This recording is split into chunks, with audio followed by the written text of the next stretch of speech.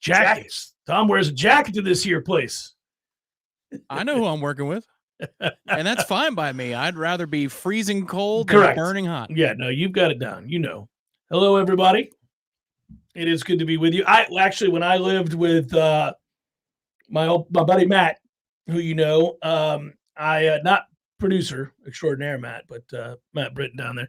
When I lived with him, the first week we lived together, I went, "Hey, I keep it at 68, and if you're cold, I'll pay the extra for the AC bill, but throw on a sweatshirt because it's gonna be freezing in here. That's the way it's gonna work."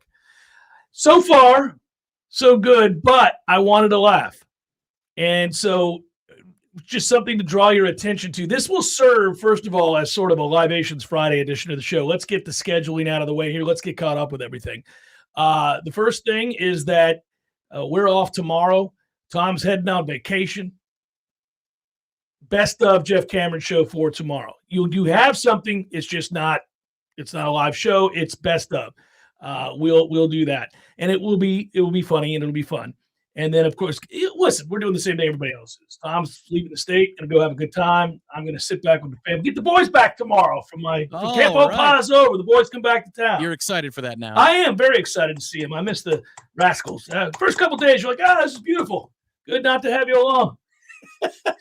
Come home, silent, read a book, have a drink, relax, eat dinner with my wife, conversate. Things we never really do when the boys are around because, you're doing laundry, you're getting their dinner ready, you're asking them what they have on the horizon, you're taking them places, you don't connect. Did you guys go on a dinner date? We've gone on a couple. There you go. All right. Oh, yeah, we've gone on a couple. It was like we were dating again. Yeah, it was nice. It's just, the conversation that happens is really more than anything else. Like, we actually talk to one another when the boys aren't interrupting, walking in and out, asking us for food incessantly as they grow. But now I'm anxious to get him back. And echoing. Tony, I hope that's not right. I hope we're not echoing. It sounds good in my ear. I can tell you that. Hopefully that's just you all. I saw the Luke Romanhawk rankings. I don't care about it as much. All I really care about when it comes to Romanhawk is that he continues to look good, play well, improve every time he's at one of these camps and has an opportunity to showcase his skills. And then from there, all I really care about is that my man recruits others. And so, let's just keep – he's clearly going to be the real deal. We're going to be all right. Something else to point out here. I said I wanted to laugh. I want to draw your attention to this. It's not really a show topic as much as it is awesome. You all want to smile heading into what was, for us, going to be a long weekend. Then I don't know if you saw this. You can find it on YouTube. They held a first ever grandparents race at Emerald Downs. Now, that sounds like a recipe for disaster, and it is, and it's awesome. It's wonderful theater. They're like horses. It's horse racing. They're in behind the gates. This is just outside of Seattle, Auburn, Washington. Emerald Downs held its very first grandparents race. Steve Butler from Everett, Washington, won the race. The grandpa played high school football. He was a lineman back in 1973, and he still got a little juice. But why you watch it is to see these old people come out the gates as the doors swing open and on that mushy dirt, and you can guess, yes, men, women, flailing about, falling on their face hard, double bounce. Don't get an arm up. It is a little bit like running to the Gumps. Like we see with Alabama getting autographs every year. It's all-time good. Now, nobody got hurt, so you can have fun at their expense as they fall. But nobody got hurt, and it's awesome. And if you go to @Emerald Downs, I'll give them the credit on Twitter, they have a lot of angles for the video.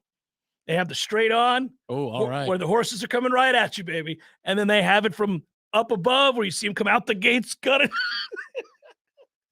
It is very clear to me that 3 or 4 of these dudes wanted to win. But the most impressive person is this older heavyset woman.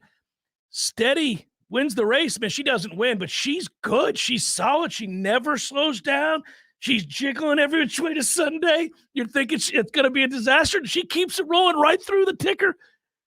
Well, I think that's all that poolside yoga at the Y. That's, you put in enough work there, you got the flexibility to be able to pull it off. Good for her. 20-plus racers. They've famously had races with corgi dogs, and they've done bulldog races. They've had baby toddler races, and now they're getting the grown. Well, I was going to say the grandparents race is the best way to describe it. It's the shrinking people, not the growing people, not the grown people. It's good. It's worth your time. I referenced yesterday that it was going to happen. It did happen. The NFL has suspended 4 players for gambling violations, and the NCAA has now revamped their rules on gambling. And that, too, is something that needed to be done. I didn't realize how antiquated those rules were. It makes sense. I'll touch on that and those players. I do want to note that is probably the least popular perfect game ever thrown last night. I don't know how many people saw that there was a perfect game thrown last night. By the way, for people who don't know, if you like baseball, and even if you don't, it's a very significant deal. No-hitters happen all the time these days because everybody throws 101. And so you go, it's a no-hitter. Well, combined no-hitters too, yeah. It's crazy, right? But people do not throw perfect games. They don't. The last one was Felix Hernandez in 2012. And that's a long time ago, guys. It feels like it was just yesterday, but it was a long time ago. I remember when he did it, King Felix. And that was a very popular perfect game because everybody likes Felix Hernandez. He was an awesome pitcher for a really long time. Seems like a worthy award for him or accomplishment for him, right? And he was dominant forever. The opposite is true of this particular perfect game. It was thrown against basically a glorified minor league team, the worst hitting team in baseball in a number of years in Oakland. There were like 19 people at the baseball game who saw it. And Domingo Germán's a piece of crap. He is a world piece of crap, somebody that you hope gets hurt.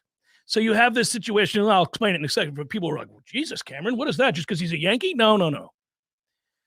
What he did was impressive. He got a perfect game in 99 pitches.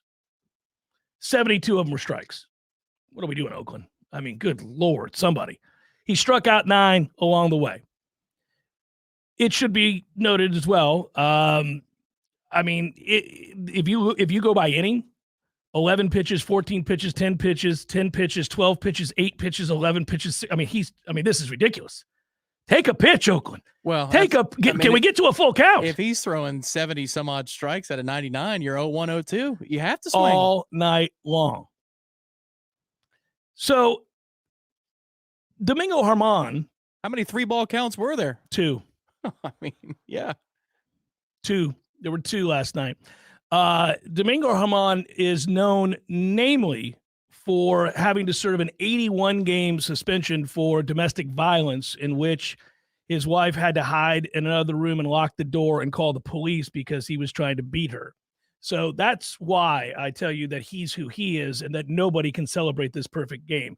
Prior to this perfect game, that's what he was known for. Oh, in addition, he had multiple other suspensions, and it's only been in place for 2 years. The sticky stuff. He got busted not once but twice. So he is a serial cheater who beats women. Hey, congratulations on your perfect game, Domingo. What a night. What a night. We should all, how about that? Try it on somebody who's not an Oakland Athletic. It is an amazing achievement, and I will say it this way, not in praise of him, but just to note how rarely it does happen. Only 17, here it is, complete games. So just complete games, ready? This year. There have been 17 so far in 2,408 starts. That's less than 1%. Complete games pitched this season across baseball. So, first of all, it's a complete game, so you don't ever in modern baseball see it anymore, that guys go a full game. If you look at contact from last night, there was one quote-unquote hard-hit ball. That is one that is deemed over 100 miles per hour off the bat. It was 102 miles per hour, which straight up, it was an infield pop-up. So, in terms of achievement, he was really good. They couldn't hit him even a little bit, obviously. He had a 10-game suspension just a few weeks ago for the rosin on his hands. That day, he was in the middle of throwing a perfect game when they threw him out. Oh, really? I didn't know that part. I knew he was suspended for it. I didn't know that he was perfect. He had a perfect game when that happened. So you can bet last night about 4th, 5th inning, somebody's thinking, okay, again, we just got done suspending you for this, my man. But they checked him. Second time this season, though, he was caught with the sticky stuff. So the least popular perfect game happened last night, everybody. I know that you were all watching. It was like 17 people, maybe. Did you even know what happened? Well, there was a perfect game in Oakland. Yeah. No, I'm just saying, did you know? Yeah. I'm saying, did you know what happened? When I was retiring for the night, he was perfect through 4. And I was like, okay, well, whatever. So what you end up with, there are 17 different stats that I printed out here that are all kind of interesting. But the worst of it is, again, what's happened in Oakland, and that is that tanking is alive and well. That is the worst hitting team in the league and one of the worst in modern baseball history. And apparently they are efforting to do just that. But you don't get baseball tanking all that often. I mean, it's pretty rare. I mean, your roster stinks. Your roster stinks. And they're rewarded with a new stadium in a new city, which is what they wanted all along. Congratulations to the Las Vegas Athletics. I didn't leave you guys hanging with the orangutan story. Today will be like a Libations Friday, but I'm also not ready to jump right back into the orangutan story. I am still vetting aspects of the orangutan story, guys. Well, Tom, it is a worthy story if it's real. I mean, I won't get into details. It speaks for itself. It's a young man. I mean, I don't know how young. He was a worker, right? He was like a 30-something-year-old worker, wasn't he? Oh, it said young man on the headline. That's where I stopped. No. I'm not going to read this. Yeah.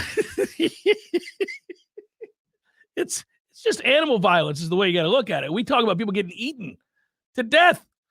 We talk about lions attacking people. This is something between that and Comanche violence, sir. And I think now people might be able to guess at that point and put it together. Isaiah Rodgers, Rashad Berry of the Indianapolis Colts, free agent Demetrius Taylor suspended indefinitely for gambling. I mentioned that this is all happening at the exact same time that the NCAA updated their gambling rules. But I didn't know this, Tom, that if you gambled, and there have been players that had this happen, so you do worry about it with the prevalence of something like DraftKings or whatever on everybody's phone, right? FanDuel, whatever you use. DraftKings Sportsbook tomorrow, buddy. Legal. Yeah, you're going to do that, right? Yeah. First 5 innings, here we go. I had Colin Morikawa today, so I'm hoping that he continues to play. Well, I haven't checked it in a moment, but there's some guys, we'll stand to make a little bit of money. But I've been surprised. Ira brought this up before too. The young people on the beat, I'll just put it that way. The college age kids on the beat that are efforting to work in the field that we work in. It's always fun talking to them to get their perspective on, what they're seeing in football or what their thoughts are on Florida State, the ACC, whatever it might be. Is it?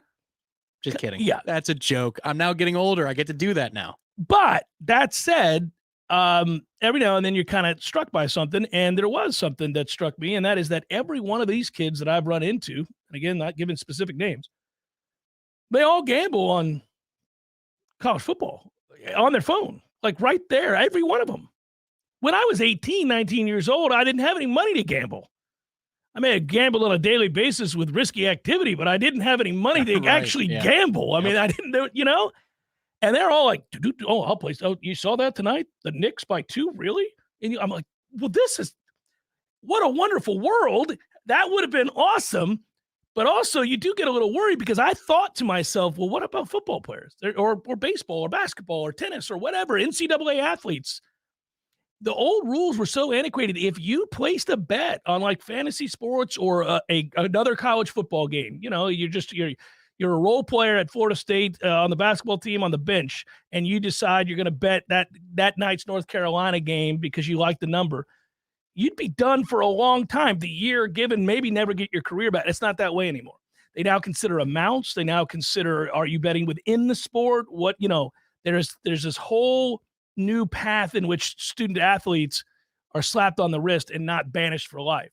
Unless, of course, you're doing the ultimate sin, which is better on your own team and that kind of thing. Still, those are muddy waters, my man, because let's say that there is an inordinate amount of traffic if I am on FanDuel, and let's say FanDuel is now legal in the state of Florida. What a wonderful time that will be in the near future. Let's get there really, really soon. But you're seeing a ton of action on Florida State's campus regarding a specific number. Maybe it's the Florida State loses. At that point, if you're geo-tracking where the bets are coming from, and it is precisely in college town and domiciles that you can find that there is a surge of wagers that say Florida State won't win. Because if they will win, that's normal traffic. Everybody thinks their team's going to win, so they bet with their heart. That's how towers are built from sports books. But what do you do at that point? Do you shut it down? Because is there a player talking to his friend? Right. And that is addressed in these new rules. The legalization of sports betting in so many states now have led them. Well, there's been a lot of controversy. We just got done talking about the Alabama baseball coach who got in so much, basically lost his career. But you had athletes at Iowa. You had another one at Iowa State, actually. I don't know what's going on in Iowa, but they're like getting after it, feeling froggy. No.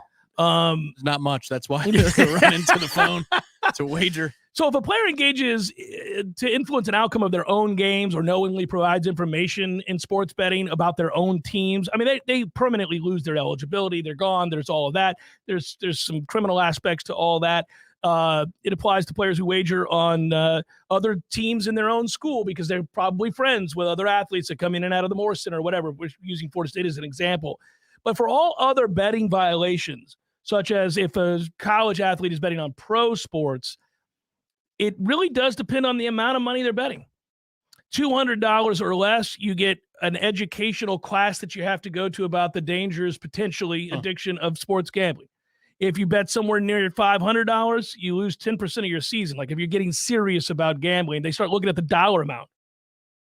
Yeah, I really don't want to play against Southern Miss, so it's worth it. I'll take the grand. Here's $800 or more. You lose 30% of your season. If you're betting more than $1,000 a weekend on some college football or somewhere else, some other sport, the NCAA has to take a look through their reinstatement staff at your previous activity. They know you got a problem. They know you got a problem. It wasn't the first time. Yeah, but what if I'm a third-generation multimillionaire? $100 ain't going to do it for me. If I'm going to feel a little pizzazz when I put this wager down, I got to put $2,500 down. I mean, you have to take into account the kids' socioeconomic realities. Come on now.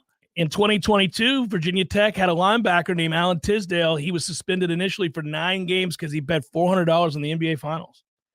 Because he bet on the NBA Finals? Yeah. That was the old rule. That's why they've changed the rules. You're not getting in trouble for that anymore. You bet, you could get in trouble for that to the tune of you need to go to an educational class. I'm looking at the dollar amount. Man, there's no way they can keep up with this, though. Well, because I don't know how they got that guy. How'd they catch that dude? I have no idea. But what if they have a Virginia Cavalier on the roster in the NBA Finals and he's a rookie? You could look into that and say that's inside information. I mean, really, are you going to get that down to that granular level in every one of these cases? That's impossible. Good luck trying to enforce that. I don't know how they catch anybody. I mean, a lot of these are done on your phone, and that's really ridiculous. Like, you'd be smarter than that if you're really trying to get away with this. Your roommate's best friend is who you place the wager with. Come on, kids. Yeah. What are we doing? Yeah. It's really strange to me how anybody ever gets caught. I mean, how did that linebacker get caught? It's a $400 bet on the NBA Finals, and you're being made the example of? Oh, well, he tagged DraftKings Sportsbook when he won, and he posted the slip. That's got to be it. I mean, seriously, it would have to be that obvious. It just makes me laugh. It makes me laugh that is the thing. I mean, hey, listen. You guys know I've openly spoken about how much I like to gamble. I still like to gamble. Tom and I do. It's mainly legal all over the country these days. I don't really care what you think of me about gambling. I was one of the first to go on the air and talk about it, even when it was illegal. I've had illegal bookies my whole life. I love them. When we first got to ESPN Radio, there was a clause in the affiliate agreement that said there's no gambling talk, which was the dumbest thing ever. Completely ignored by us. Yeah. But it was for good reason because, 10 a.m. to 1 p.m. when the herd was on, he'd have every Thursday and Friday his best picks against the spread. It's like, wait a minute. You're going to have your national host talk about gambling, but affiliates, that's a big no-no. Cannot talk gambling. That is a slippery slope. We can't walk down there. It's amazing how far we've come as a society now. Yes, and Europe beat us to it, and many other countries did as well. It never made sense to me. I'm old enough, and I know you can't remember this at all, but as a little kid, I fell in love with watching Jimmy the Greek. I mean, Jimmy the Greek with stone cold locks and he had big chains out and everything else as we're watching him on the desk. This is the early 80s. This is like 81, 82. He's sitting up there with a young, spry Brent Musburger. They got into an argument over money bet. A fight that led to a fight where they were suspended. I've got an idea that we need to flesh out for this fall. You know, like Monopoly money? Yeah. We should have Cameron bucks. No, we should really create our own funny money so that we can wager funny money and then put the stacks together by the end of the season and see who's got the biggest stack of Cameron bucks. That'd be fun. That'd be fun. Well, I'm with it.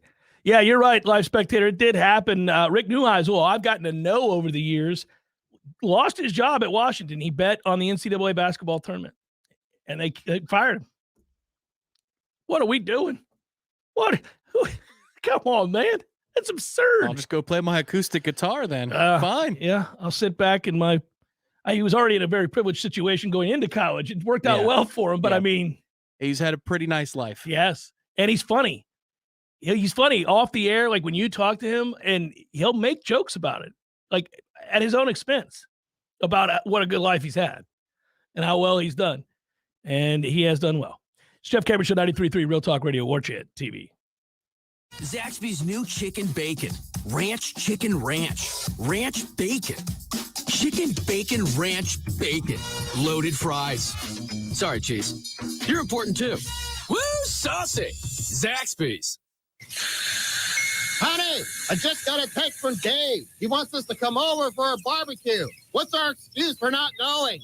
Oh, no need for an excuse anymore because Dave got a new girl from Hearth and Patio. Oh, thank goodness. Dave, we will be happy to join y'all this weekend, and congrats on the new grill from Hearth and Patio. My wife said she would bring potato salad. Hearth and Patio invites you to elevate your grilling game this year with one of their amazing grills from Fire Magic, Royal Master, or Blaze Grills. Call them today, 850-727-4282. That's 850-727-4282, or visit them online at hearthpatiotallahassee.com. Hearth and Patio, making barbecues great in the Sunshine State. Honey, Dave said no raisins in the potato salad this time. Call them today, 850-727-4282. That's 850-727-4282, or visit them online at hearthpatiotallahassee.com. Here's a tip to keep it cool from E&B Heating and Air. Your outdoor unit works better if it's clean and clear of debris. Plants, grass, weeds, and trees can reduce performance, raising your power bill. Visit ENBHeatandAir.com to get a free quote today. Hey, no fans, our partner ISF Inc. is a national management and IT consulting firm located right here in Tallahassee, Florida, solving the future for state governments through strategy, process, and technology. As a trusted advisor for state governments, ISF knows the importance of defining a clear and detailed strategy. Our friends at ISF can help your organization create a strategy that sets you on a path to success. ISF, your vision plus our expertise brings your brilliant ideas to life. Visit ISF.com to learn more. ISF, solving the future. Hey, this is your stomach speaking. It's time to eat again. We met deadlines and closed out the workday like a boss. The last thing you want to do is cook dinner. Even worse, pick up any fast food garbage. We need something good, something local. We need foodiestakeout.com. An all-star lineup of local spots like Smitty's Tap House, El Jalisco, Jerry's Cafe, Hangar 38, Metro Deli, and more. It's so easy. Just choose pickup or delivery, and let's eat the good stuff. I'm growling already. Visit foodiestakeout.com. When you need a plumber quick, how long is an acceptable time to have to wait? Yeah, hey, it's the Millers again. Just calling you about our little plumbing problem. 2 hours? Hey, we were hoping you can get here soon because the water is getting really bad. I mean, please hurry. 4 hours? I know you said you were on your way, but, honey, tell the kids to drink water. 8 hours? Don't worry about us. We're fine. At M&L Plumbing, you'll never have to wait long for quality, dependable service, right when you need it. At M&L Plumbing, we listen to our customers, and our qualified technicians aim to achieve 100% customer satisfaction. So the next time you need plumbing work or repairs, think of the name M&L Plumbing, your local plumbing experts, commercial or residential. Give us a call, 850-575-9393, or visit us online at mndlplumbing.com. M&L Plumbing, for all of your plumbing needs. We all want more energy, more strength, more results. Well, welcome to Orange Theory Fitness as you take a step towards feeling more alive today. Backed by science, Orange Theory's heart rate monitored workout is scientifically designed to keep heart rates in a target zone, spiking metabolism and increasing energy. Orange Theory Fitness is a one-of-a-kind group personal training workout resulting in more energy, visible toning, and extra calorie burn for up to 36 hours. Experience a more vibrant life today with Orange Theory Fitness. To find out more, go to orangetheoryfitness.com. Welcome back to the Jeff Cameron Show, sponsored by Legendary Home Loans, a mortgage experience designed around speed, simplicity, and customer service. Before you buy your next home, contact our friend Shannon Young with Legendary Home Loans. Visit FSUHomeLoans.com. FSUHomeLoans.com.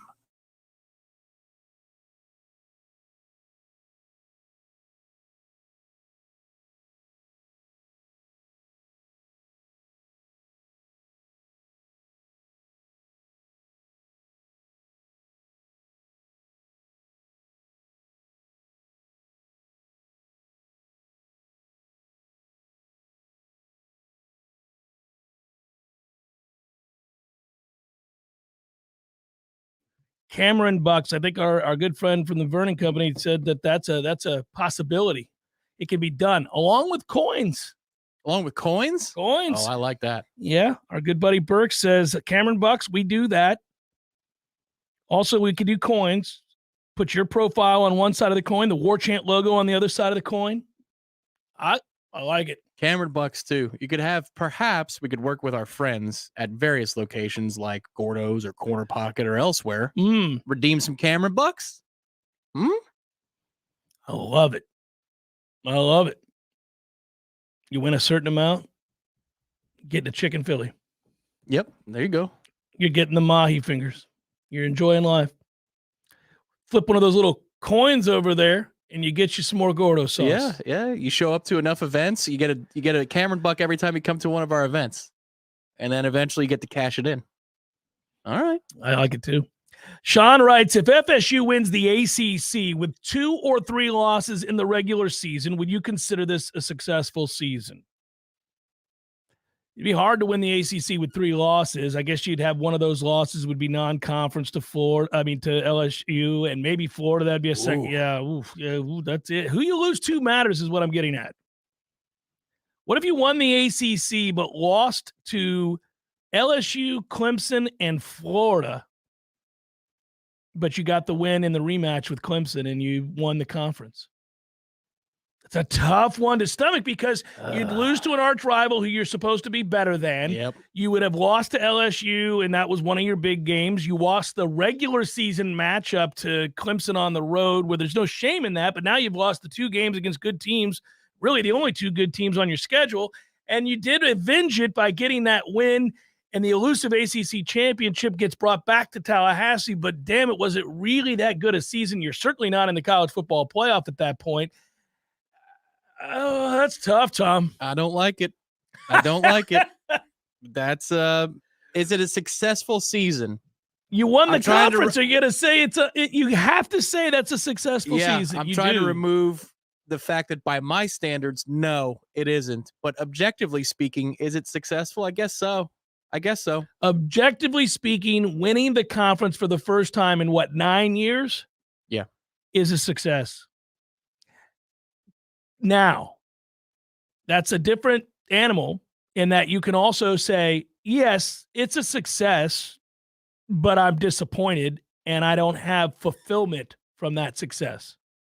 I don't feel good about what happened. I'm just happy the championship is ours. I think the way I'd phrase it to make myself more comfortable, one could phrase that a successful season. I would not. Mm-hmm. How about that?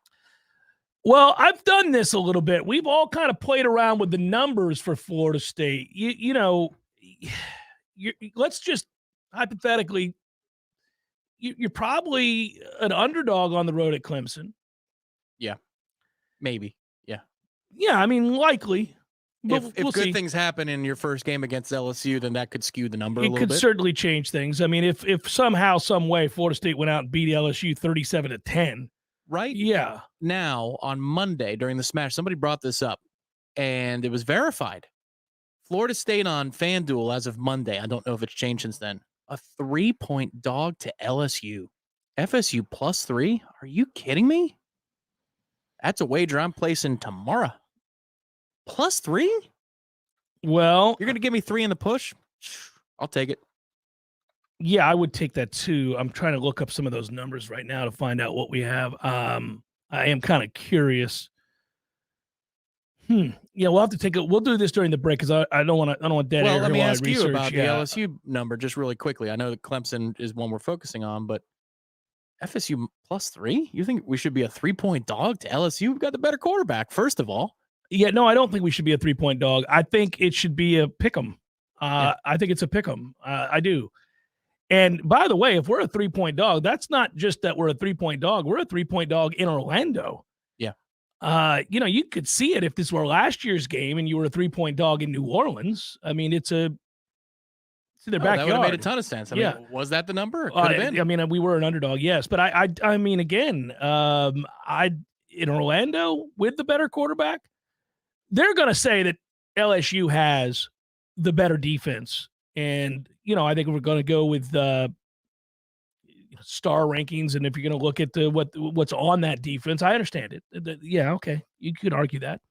I think there are quite a few teams that I would argue have a better defense than Florida State. But there are maybe 2 teams in the country that I think will have a better offense than Florida State. Yeah, they don't have the better offense. Mm-mm. I don't think it's. They have a good offense. Yeah, it's good, but I don't think it's close. When you're talking about parsing top 15 offenses or the explosiveness of what we have, their quarterback is unbelievable. They're in terms of scrambling, LSU. They've got Neighbors back, right? Then he returned. Oh yeah, absolutely. Butte was Gonzo. Mm-hmm. So I mean, they've got some pieces, and they've got a quarterback who can improvise with the best of them that is on our schedule this year. We don't have Malik Cunningham for the 85th seasons in a row. So Daniels is the most elusive guy we're going to see. And he played really well in the second half of last year. It bothered me to see how much better he got as the season went on because I thought, damn it, man, now that dude is comfortable, likes the offense. They know how to use him. And Kelly conceded some things. Yes, he did. Yeah, and he just played really well in big games. So, the best thing that we can hope for is that you have a dud of a first quarter from LSU offensively, and their fans that are there screaming for Nussmeier. Put in Garrett. They're not, Garrett in. They're not going to. And they saw that kid last year light it up. And he was the only reason that in our red zone ineptitude, he was the only reason they were in the game. The only thing they had going for them for much of that game was his ass just running around. It was sandlot. It was nonsense. Just like plays broken, nothing there. Dude makes 2 guys miss, gets to the outside, either takes off for 30 yards or somebody comes open because it's been 7 seconds. But it was sustainable all season long for them. Well, they actually ran offense as the year went on. They ran offense. They did, but the fear of what he can do is a big vehicle, which that's a lot of growth from Brian Kelly to be able to run an offense with a quarterback like that because that is opposed in so many ways to what he wants to do. Yeah, they did it. It was impressive what happened. And as that season went on, I mean, look, that's a fun game. So many reasons we love that game. I tend to look at this. I try to dissect exactly what we are. And you want opportunity to showcase evidence, good or bad. You want to know what it is. And there aren't a lot of games on the schedule that reveal that. Because in a lot of these games, Florida State's going to be so overwhelmingly favored and better than their opponent. What are you learning? Well, you're learning about whether or not you can be mentally focused in games, whether or not you can execute and be businesslike and those kinds of things. But you're not learning a lot in games where you are bigger, stronger, faster across every position.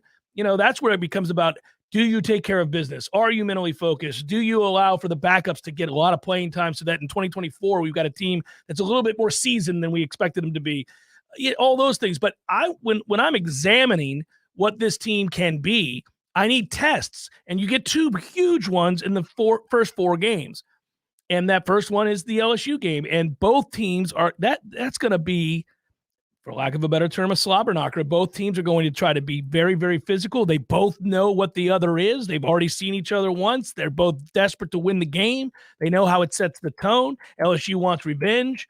Florida State knows it's a get-out-of-jail-free card if they win it because they could lose 3 weeks later at Clemson, and it's no big deal. As long as the rest of the season plays out, they're going to get another shot at Clemson in the ACC championship game. However, you lose the LSU game, the added pressure certainly mounts 3 weeks later when you play Clemson because you lose that game, and you've pretty much played your way out of the playoff. That's off the table. You'd still have an outside shot, certainly, to win the ACC. Maybe not even that far of an outside shot. If you go 2-2 through your first 4, it's going to feel terrible.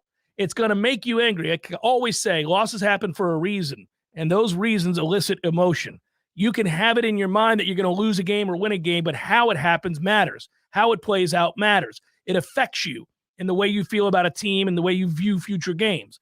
Now, for Florida State, though, practically speaking, if they go 2-2 in these first 4 games, there's no shame in losing a slugfest 28-27 to LSU and then losing on a last-second field goal on the road, probably at night against Clemson. You like, practically speaking, that's not crazy. That's not a terrible result. That doesn't mean you stink. And if you take care of business in all the other games, and you were to lay the wood to Miami again, and you thoroughly vanquish Florida down in Gainesville to end the year, I think a lot of people would feel very differently. I think by the time you walked into Charlotte to watch Florida State take on Clemson in that moment, those 2 losses would be long ago in the rear view. People, think about how many games you would have won in a row at that point. What, 7, 8? So, that's... You'd have beaten 2 of your rivals in the past month as you arrive in Charlotte. You'd be feeling very good about it, and you would have forgiven to a large extent. In the offseason, that talking about those things and envisioning 2-2 in the offseason, you can feel how that pisses you off. You can feel like, man, don't be out here you'll have losing. a bye week to sit on that too. Yeah. You'll have a bye week followed by Virginia Tech, Duke, and Syracuse at home. Crickets. Well, let me tell you this, though. You're right about attendance, but I will say this. If they're 2-2, going to that bye week, you're angry. But I tell you what else you're doing. You're contemplating, could you lose to Duke? Could you lose to Virginia Tech? I don't know how Virginia Tech's going to start off the season. They're not a good football team, so, probably not thinking about that. But you'd be a little nervous about Duke, I think. It's weird. How mentally people get. But by season's end, if you won all those games, you'd be feeling good. You will have forgiven those losses. You'll be walking into that stadium, Bank of America, is that what it's still called? And you'll say, well, guys, we were underdogs in one of the games, and we lost by a point to the other guy. I mean, come on, what are we doing? It's not the end of the world. Yeah, 2011, we lost to Oklahoma, then Clemson on the road, bye week, Wake Forest, and we had Duke the next week on the road. And I remember we were asking questions that week of, is it legitimately possible? The answer was no. No. And I recall on the air we said no. But We've also never lost to Duke. The questions were being asked, though, at that Miami time. dreams of a day in which they've never lost to Duke. Go ahead. People were asking questions at that time. The callers were asking, come on, Jeff. We just lost 3 in a row. And I was going, no, we're not going to lose to Duke. But this is a different Duke, but it's not that different. Relative to, thankfully, we got our ship righted. I said ship with a P. You did. I did. I know you did. No hesitation. I heard it. Yeah. Well, what do you think of this number? 56.5 is the total right now for FSU, LSU in Orlando. Feels a little low. Got to say. 56.5 is the number? Feels a little low. I know first games can be weird and discombobulated. 56.5, though? You said 28-27 final. That's funny because that would come in on the under. Well, I just made up a number, and I was just talking about, how 34-30 feels right. 35-30. Well, the two guys, the two quarterbacks make it impossible to hold down these offenses. That's the problem. This will not be a referendum. This game will not be a referendum on Adam Fuller. That's unfair to do this game. Now, the season will be, and how we play out the string of games will be. Collectively, it will be a referendum on Adam Fuller, good or bad. But this game won't be, and I can already hear it. Like, let's say we win 38-35. Well, are we ever going to No, this is a result game. Yeah. This is not. Just win this game. Yeah, I don't really care if you win this game 7-6 or 56-55. Just win the game. We can have that discussion the Thursday after we win the game about, hey, man, do we need to tighten up on defense? We'll find out at Clemson. There you go. There's your answer. We were mad about the process a little bit coming out of New Orleans last year, and we should have been. What got Fabian Lovett hurt. I will never let that go. But it was still a giant win, and we had to have it. Had to have it. Could you imagine if we had lost that game on a 2-point conversion, and then you go through that month? I know a loss can change the way things happen. Sure, all that, yeah. It's a domino effect. But could you imagine if we had lost that game on a 2-point conversion, and then we proceeded to lose the 3 ranked opponents in a row? We would have 4 losses at that point. Oh, my God. The LSU win at the beginning of the season kept everybody calm when we lost 3 in a row. Relatively speaking. Kind of. Yeah, relatively speaking. Relatively speaking, it did. Well, listen, I mean, this is why at the end of that game, I'm turning to Corey and Ira, and I'm like, they're going to lose it. This guy's going to lose this game. Unreal. And I'm giving you the blow by blow. The 3 of us are right next to each other in the press box. Open air, there we are. There's 3 of us right there, okay? I turn to Ira. He turns to me. We both give a very concerned look as LSU is mounting that last drive, okay? And I'm thinking, there's way too much time. They're going to score. We're exhausted, clearly exhausted at this point, all right? Yeah, you need an early stop. Yeah, and you don't get it, all right? Fabian Lovett's out on the field. You got 3 down linemen on the field in an obvious pass situation, and Fabian's one of them. Well, see, again, now this is why the 2 fingers. See, you're reminding yourself of why. This is it. So we're all watching this now. Here you go. And then that happens, and I'm looking over at those 2, and Corey's feverishly typing, and Ira's trying to do their job, and I'm a talk show host. I've got to talk about all this. I don't type a damn thing other than my notes. And I'm going, guys, and they're going, yeah, I know. And then we watched in slow motion as that dumbass, at least in the moment, holds up 1 finger. Yeah. I couldn't believe it. When he did that, I went, thank you. Thank you, Lord. Thank you, college football gods. Thank you, Brian Kelly. You are dizzied in the moment because if you were rational, you go for 2 and you're going to walk into the end zone. You're going to walk into the end zone. They're exhausted. You're going to win the game. I bet you he doesn't sleep at night thinking about that. Obviously, he learned his lesson. He went for 2 later on and won a very, very important game. But he's probably still restless thinking, I lost the game. Now, he knows by rights they shouldn't have been in it. Correct, which is why all the more you go for it there. We were defeated because that play that they had run in order to be in a position for 2 points or the PAT is essentially a 2-point play, and we couldn't cover anything. That was Omarion in a single, and it was Torch City. It was pitch and catch. Listen, man, I agree with you. Blow by blow. We skipped one part of the blow by blow, which is 20 minutes of waiting because they screwed the clock up. Yes. And the game should have been over. The game should have been over. They screwed the review. Yes. I mean, just absurd. Modern college football. That is correct. However, yeah, documented. Same way. It was me and D-Rob. I'm on screen saying he's going for 1. You got to be kidding me. I couldn't believe it either. The whole press box couldn't believe it. I think I broke the rules again in the press box. I did the thing where I'm not supposed to get emotional. I was like, look at this dumbass. I couldn't believe it. It's a no-brainer. Correct. How you would want an assistant coach in that moment. So head coach Jeff Cameron standing there getting ready, and all my dizzying, confusion because I'm so excited we scored. I hold up 1. And the best assistant coach in the country, Tom Lang, grabs my finger and pushes it to the ground and goes, 2. And I defer, knowing that in the moment he's got that right. I don't care if I'm fired. We're winning this football game. My career record's 1-0. They went 10-4 last year. Is that accurate? LSU? Yeah. Well, what if they won that game? I don't know. Well, yeah. Maybe they could have propelled them to different heights.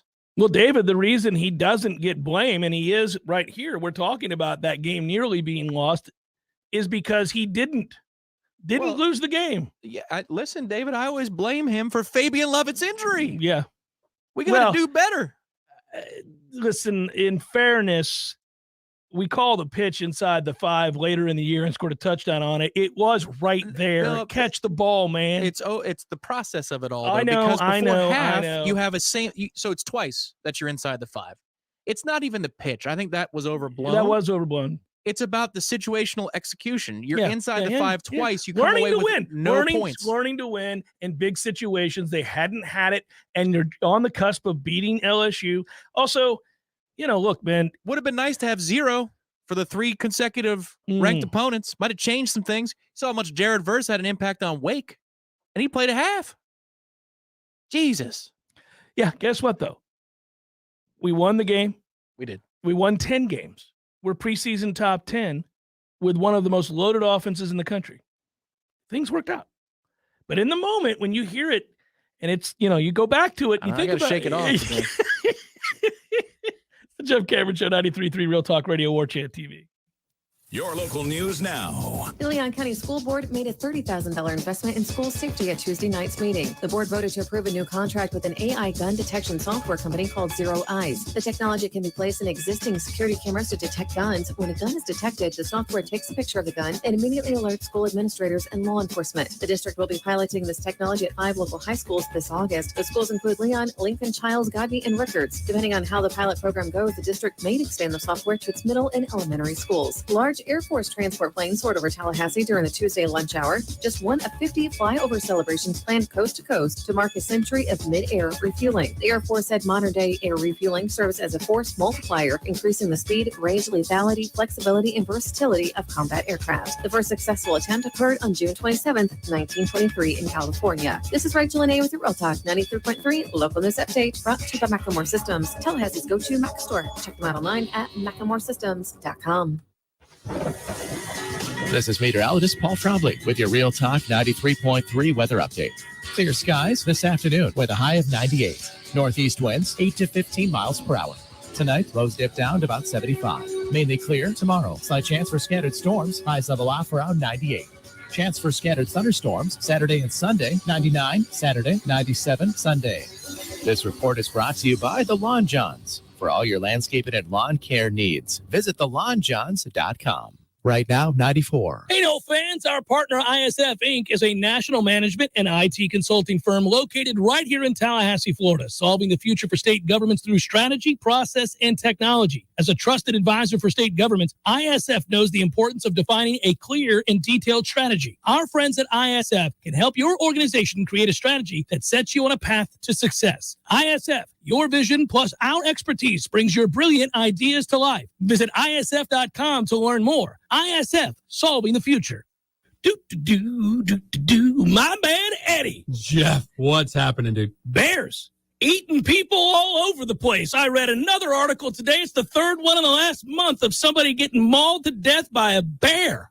Man, bears have their own space. You got to let them have that. You do. You got to stay clear of bears, is what you're saying? Yes. I got a question for you. Here you go. If you had to be mauled to death, eaten alive by any animal in the world, which would you choose to eat you alive? Ooh, I think maybe I'd want, I don't know, longevity time, a mouse. Just a slow burn. Slow burn. This thing just finished the pinky. It's been a month. I could go to work. I could still do my thing. I could probably live 30 years. I thought you were going to say great white because it'd be quick, or a grizzly. We went with mouse. Yeah, mouse. Okay. Mouse it is. Gordo's, bringing the flavor and flair of Cuban food to Tallahassee since 1996. The Jeff Cameron Show, brought to you by Orange Theory Fitness. 2 Tallahassee locations, Midtown on Thomasville Road and Northside in the Village Common Shopping Center. Online at orangetheoryfitness.com.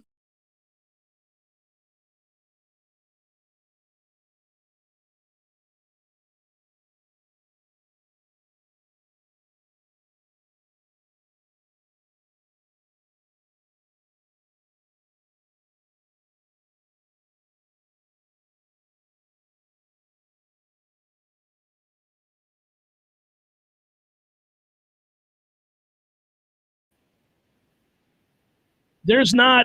All right, I'll double. We didn't have enough time during that break, Tom, and I got so carried away that I didn't get to dive into the individual games that I want to have fun with here and some of those numbers. But to answer that question, well, I would take the 3, of course. I'm more interested. Did you look and see that they have, and we'll do it during the break, like I said, the short segment here, and then we got the whole next hour. But I am kind of curious what the number is at Clemson. Has that been set yet? It was a couple of months ago. I thought it was 1. Clemson by 1, but we'll take a look and see if it's updated, because clearly the line had moved for FSU LSU. That was a pick 'em when it was first released, and most places now have it at 2 and a hook for LSU. But somebody they actually took a screenshot of their wager they placed on Monday on the boards, which awesome. You know what? The tribal council needs to get more down with the gambling. That's great. Take screenshots of your wagers. Yeah, and sure. then post them. But somebody did lock it in at FSU +3. Good wager. Good job. Golly, shop around if you get that 3.5, huh? Wouldn't that be something? Buddy, even if you got to pay a little bit for it. Oh yeah, you pay for the half point there. You take that all day. This feels like that. This feels like either way, man. If you were LSU getting 3.5, you yes. Yeah. I mean, that's a. Ooh. I get nervous thinking about it. I think it's the over though. I think that's the play I'm going to make tomorrow when I can. You're already thinking about 56.5. Come on, man. That would have to be some more ineptitude in the red zone. We're not going to do that this year. No, we're not. We're going to fly past that 56.5. Oh, thanks to us. I would think so. 57 days until the start of college football, everybody. Right. 57 days until the start of college football. You like that better than 6 weeks, right? Yes, 57 feels a hell of a lot better than 6 weeks. It does? Mm-hmm. I don't know, Tom. I think, well. Even though 6 weeks is far fewer days. 6 full weeks is 56, right? 6 times 7. No, it's 42. Oh, 42. What am I doing? 6 times 8. Oh, yeah. I know what I did. That was 48. Yeah, 8 times 7. No. I was thinking of the other day when we were with FSU numbers. Yeah, silly math. In the middle of the summer. Come on now. But it's weird. 6 weeks doesn't feel as good as 57. It's true. 6 weeks feels really good now that I know it's 42. Hour number 2.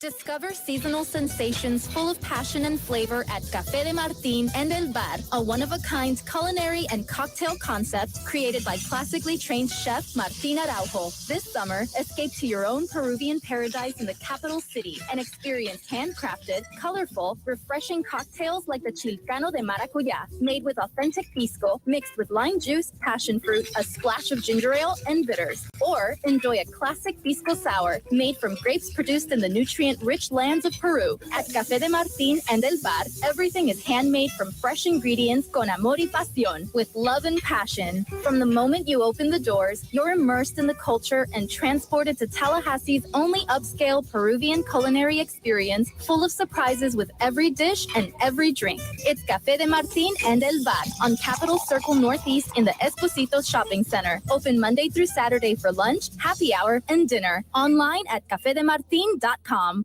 June 1776, Philadelphia. The youngest delegate to the Second Continental Congress is appointed by committee to begin the drafting of a document that would declare the vision and intentions of this Congress. Inspired by the Enlightenment ideals of individualism and liberty, this young delegate from Virginia continued the painstaking process through several drafts before presenting the final version, which stands today as an enduring statement of human rights. The man was Thomas Jefferson, who wrote the Declaration of Independence. From Wit and Glass on South Monroe, Tallahassee's first family in glass since 1945. For mirrors, shower and bath enclosures, tabletops, and window glass, call 222-5781. Online at witandglass.com. And Tony Kelly Heating and Air Conditioning, the highest industry standards, personal attention to every detail. That's Tony Kelly Heating and Air Conditioning. Call 385-3774. Online at TonyKellyInc.com. Someone who thought texting was a better idea than stopping for a traffic light slams into your rear bumper. Now your back is injured and you've got to be at work and rehab all without a car. I'm Dana Brooks of Basic Brooks Law Offices, and we hear stories like this every day. You shouldn't pay for someone else's mistake.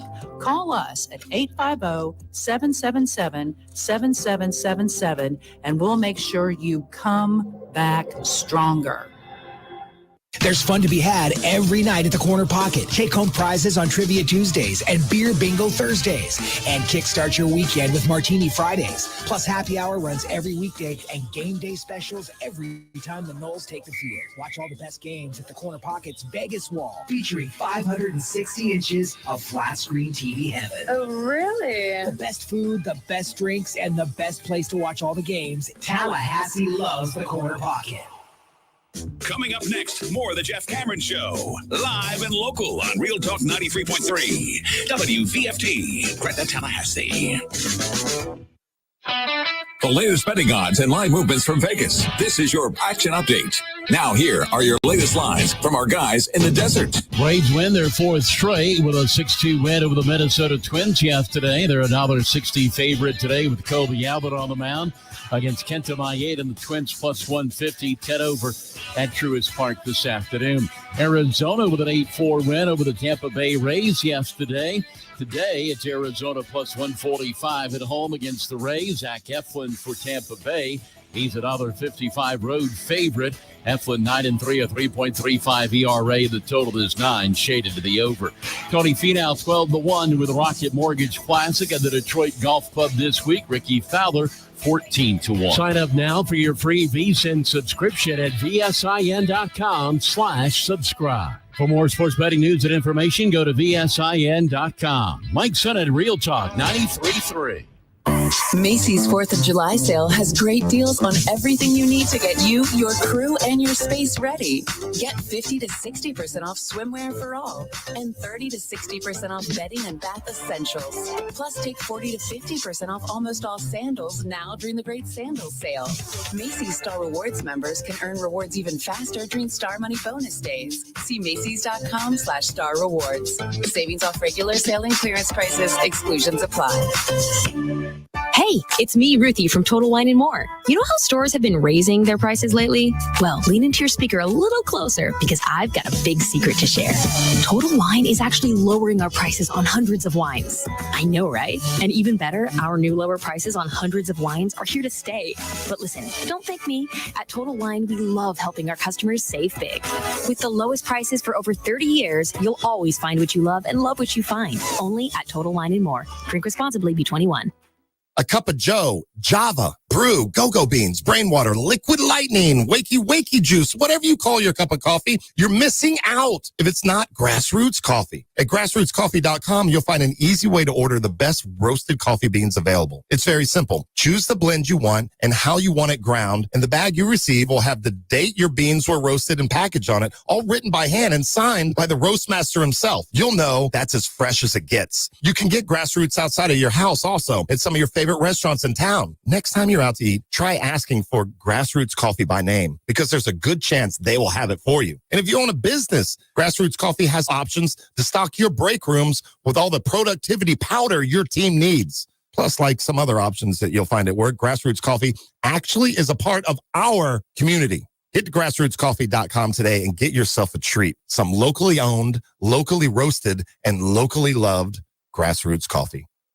Hey, no fans, our partner ISF Inc. is a national management and IT consulting firm located right here in Tallahassee, Florida, solving the future for state governments through strategy, process, and technology. As a trusted advisor for state governments, ISF knows the importance of defining a clear and detailed strategy. Our friends at ISF can help your organization create a strategy that sets you on a path to success. ISF, your vision plus our expertise brings your brilliant ideas to life. Visit ISF.com to learn more. ISF, solving the future.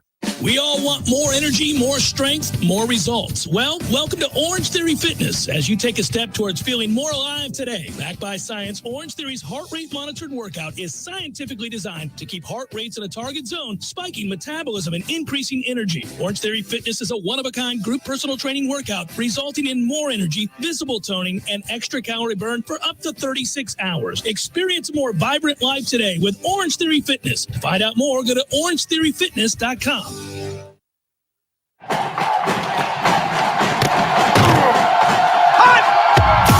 Broadcasting live from Florida's capital city, this is the Jeff Cameron Show, brought to you by Orange Theory Fitness on Real Talk 93.3. Now, stop what you're doing and listen closely. It's time for the Jeff Cameron Show in 5, 4, 3, 2, 1.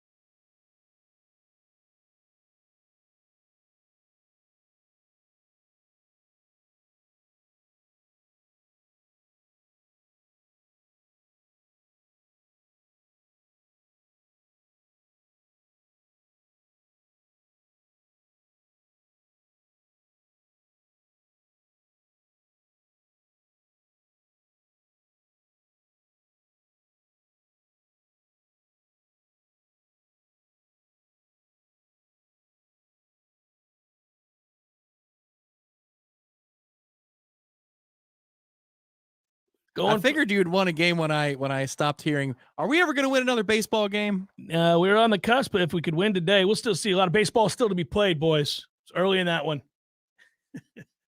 But we won the first 2 of the series, so we shall see. I'm checking more odds. Now you've started it. It's happening. I want to go through every individual, and not just our games, all the greatness. So what did I tell you? 57, 56 days, whatever it was, to the start of college football? Yeah, 57. You going to lay the 20 with Notre Dame over Navy? Yeah, they got Hartman. Yeah, like it. That week, you have... That's Aviva Stadium. That's where we're going, man. UCF is big favorites, 34.5 on that Thursday. Over Kent State. Gus will run it up. NC State minus 16.5 against UConn. Don't forget, boys, Florida and Utah. And I'll just say this.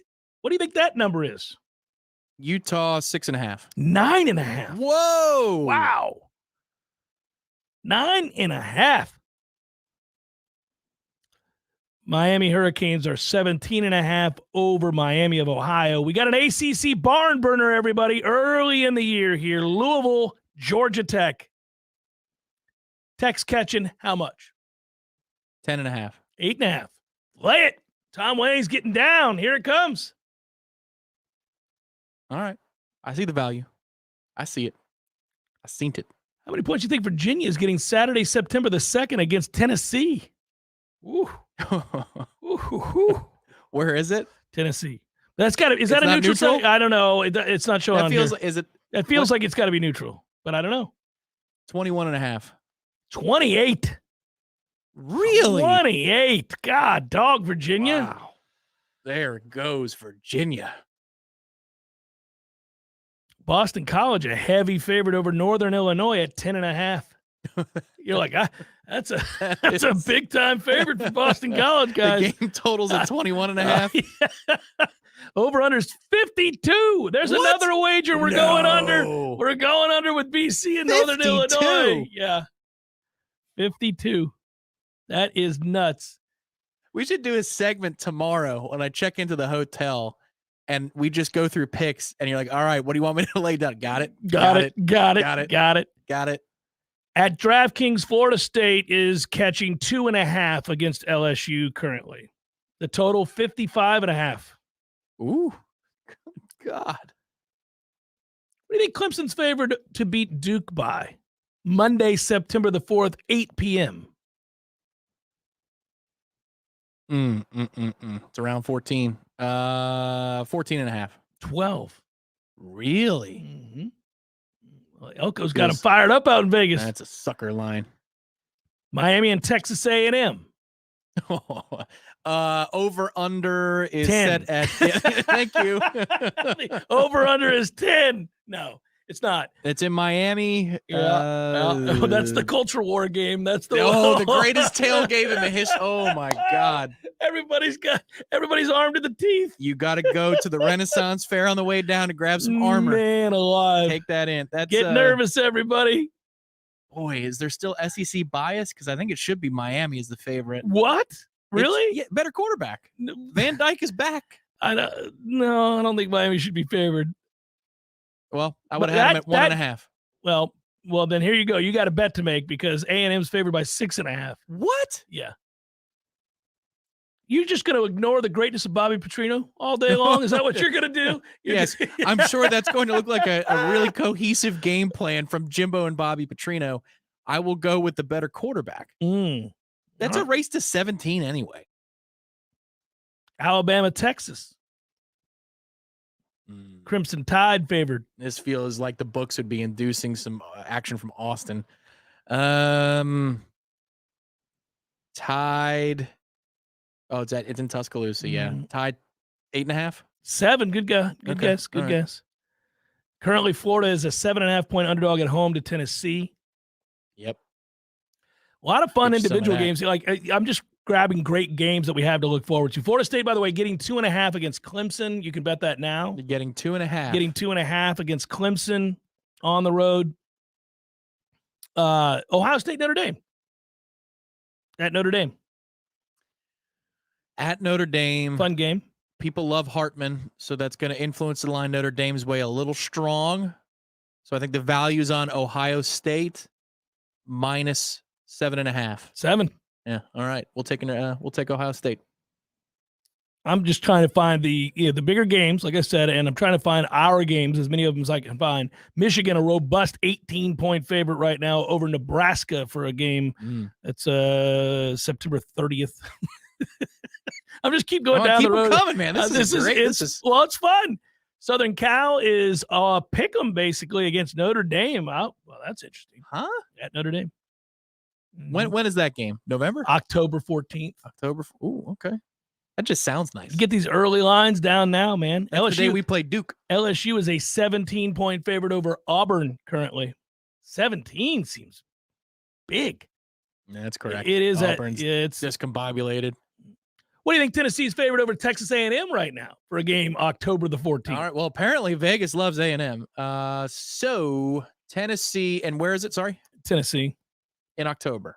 Neyland in October sounds like a game we need to go to. Mm-hmm. Yeah. Is it going to be 10.5 or 13.5? Let's go 10.5. Got another bet to make. Tennessee by 8.5. Really? Yeah, lay it. Boy, there you go. Vegas Lay it. Is loving them some A&M. All right. Well, we're on a run here. What do you think Clemson is favored over Miami in Miami? When is that game? That game is October 21st. Oh, God. 23.5. 10. What? 10. You couldn't be more off on that. What? You don't have a good feel for Clemson or Miami, Yes, buddy. I do. You do not Yes. have. Wait till we see the final score of Clemson and Miami. You tell me you had a good feel for it. Well, then get your bet down. I will. You can race to The it. good thing is I don't have to write these down. I could just go back on YouTube and watch this segment, and then tomorrow place them one by one. The famed Tennessee-Alabama game. Here you go. That's an all-timer. Everybody loves that rivalry, quote unquote. Oh, October 21st. Boy, what's the total in that game? They don't have 68.5. No total for that game right now. Many of these games don't have totals right now. They This just have one spreads. is in Tuscaloosa. It's in Tuscaloosa. Alabama 4.5. 9.5. Really? 9.5. Huh? I'll do one, and I do it every year, and I've been winning. It has been an ATM for me. Winning. Utah USC at Southern Cal. It doesn't matter where that is. Utah's going to run all over. It has not mattered, has it? One team has been physically tougher than the other. USC 6.5. 7. Yeah. Oh, come on now. Give me Utah again. Yep. All day long. Here's one that's kind of messed up based solely on the 2 seasons we just saw. And but I think they're probably going to kind of get back to normal here. Now, it's hard to know on October 28th what somebody's going to be, but here you go. What do you think OU is favored over Kansas by? OU over Kansas. Now, remember, they got their quarterback, though, still, don't they? Yeah, yeah. Well, and so does Oklahoma. So, yeah, I mean, and they're figured to be healthier and this year 2 under Venables. Okay. So. It's sorry, forgive me. It's when and where? I was responding to Tony. I said, yes, I am going crazy on the sports book. October 28th. Okay. And it's at Kansas. I'll be newly 37. Mm. Kansas has a knack for at home scaring some teams. So I like the Kansas side of this, but Oklahoma 13.5. 6.5. Make another bet, buddy. Wow. Less than a touchdown you got to give Kansas. Come on. Not close to the same caliber of athlete. Come on. You're going to make that wager. Uh-huh. Florida, Georgia. That's my favorite band. Georgia 18.5. 21.5. Oh, all right. All right. I see you, Vegas. 21.5. They got a big there. Yeah. We're not, a lot of ours are not up right now. It's a little frustrating, but I got Florida State, Miami. Because there's a lot of, Florida State, Miami's up. Really? November. Well, I like us. November 11th. Because Vegas can't bring themselves to throw the number down that they should throw down. All right. Well, what do you think they threw down? Florida State 10.5. 16.5. Oh. So it makes you a little bit, 18 would have been too much. Yeah. I would still take 16.5. You'll do I'll it, lay yeah. the 16.5. All right. Well, this is good stuff. I forgot that a lot of the books have done it. They've got a ton of these out there now. You can you can get loose. You can get after it, buddy. I was just using, for those wondering at home, I was just using DraftKings here, but I think my bank is going to call me tomorrow. Sir. No, but you should. We're seeing an inordinate amount of traffic on the DraftKings Sportsbook. Mm-hmm. Are you actually currently in the state of New York? Yes, I am. Yes, I am. And I'm going to place 10 more bets. Would you like to FaceTime? Yeah. I will prove it. I'm in the left field bleachers watching Cookie Carrasco give up 9 to the Giants in the first 3 innings. So what do you think I'm doing? I'm wagering. Ignoring what's happening before me.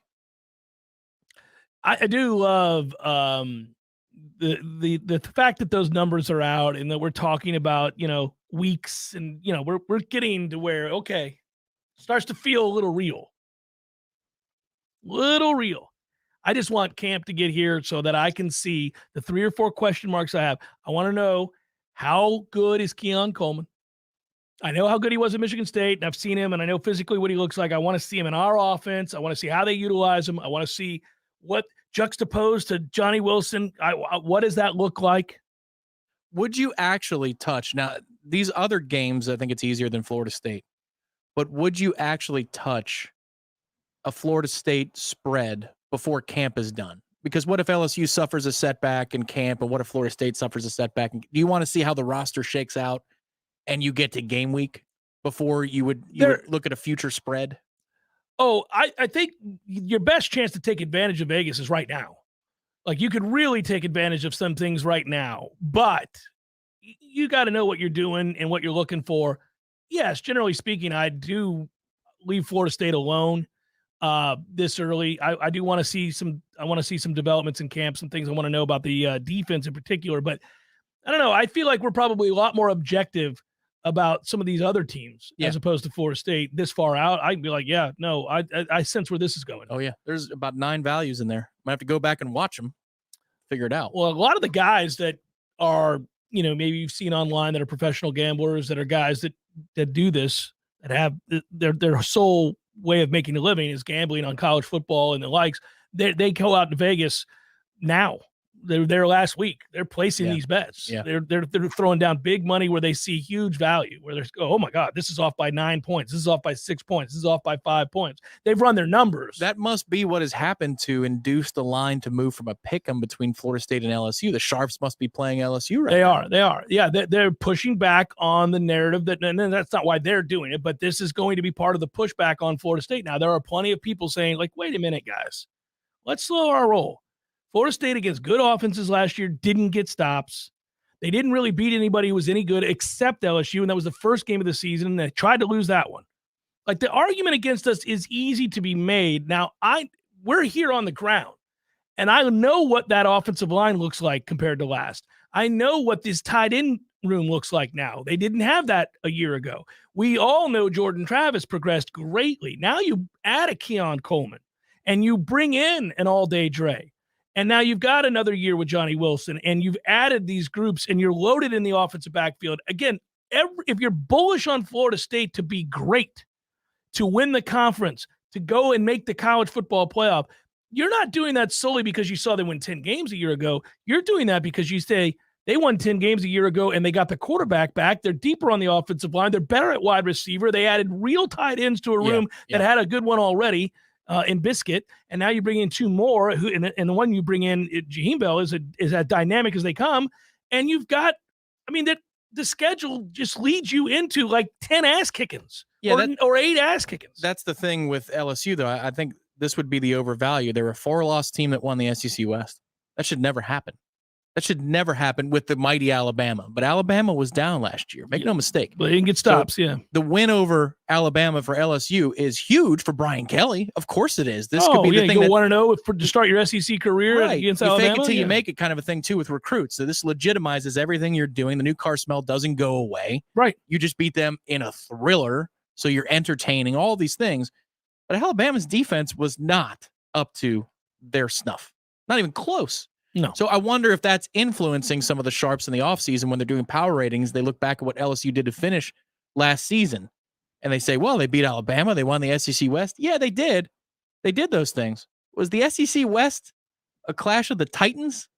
3 and 4 teams deep the way it has been for the better part of the last 10, 12 years? I don't think so. Yeah. Last year was not a strong year by the SEC West standards of old. By the way, Alabama a year ago, we talk about that defense, right? It really didn't unravel until you got much later in the year. We don't cover Alabama. We certainly are aware of that roster and all the talent that they have, whether it's Young or, Holden or again, we go on and on with the talent, Williams, all these guys. But let me ask you this. You go back last year, 55-0, 20-19. That's the Texas game. 63-7, 55-3. They're all powder puffs besides Texas there early on. Texas would have dropped 35-40 on them if the quarterback doesn't get hurt. Right. That's where I would change the math a little bit on. They got weak later. That was an offense with a pulse until the quarterback got hurt. And then it got hurt. Right. But here's where you start to go, They gave up 26 to Arkansas. They gave up 20 to A&M, and A&M was a mess. That was a close game. You recall that? Jimbo gets that team up to play Alabama. 24-20 was that game. But then they give up 52 to Tennessee, and they turn around, smash sorry-ass Mississippi State. Then they have the LSU loss, 32-31. That game, that's the two-point conversion game, but you give up 32 there. You give up 24 to Ole Miss, but you win that game 30-24. You shut out Austin Peay, and you give up 27 to Auburn. I guess, at the end of the day,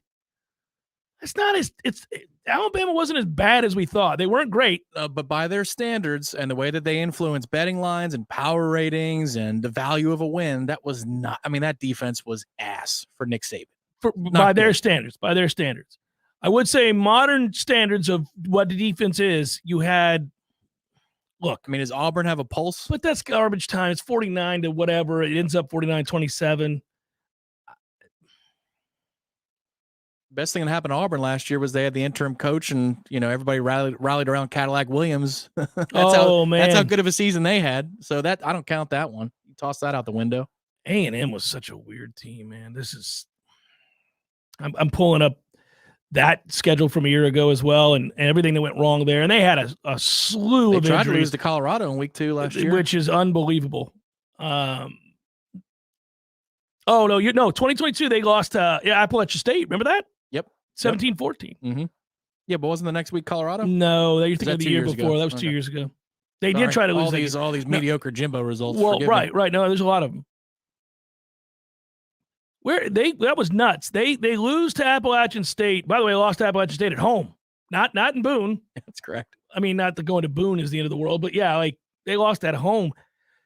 Those fans all thought that was a preseason team going to the SEC championship game. Yeah, they did whatever that yell thing they call. The stupid yelling. And they were talking about the Hillbillies. Wait a minute. First of all. Yes.